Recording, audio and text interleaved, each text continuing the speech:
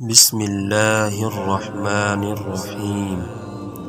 اقوال حضرت حسن رضی اللہ تعالی عنہ۔ آخرت کا بہترین توشہ تقوی اور پرہیزگاری ہے۔ تین باتیں آدمی کو ہلاک کرتی ہیں: حسد، حرص اور تکبر۔ عابد وہی ہے جو اللہ تعالیٰ کی تقسیم پر راضی ہو۔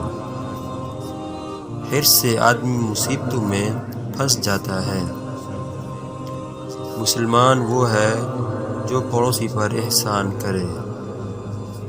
تکبر سے دین اور ایمان جاتا ہے، چنانچہ شیطان تکبر کی وجہ سے مردود اور ملعون ہوا۔ حسد ایک آگ ہے جو انسان کو جلاتی ہے اور دوسروں کو عداوت پر ابھارتی ہے۔ ایماندار وہی ہے جو آخرت کے لیے توشہ جمع کرے۔ چپ رہنے والا آرام سے رہتا ہے اور سلامتی اس کا ساتھ دیتی ہے۔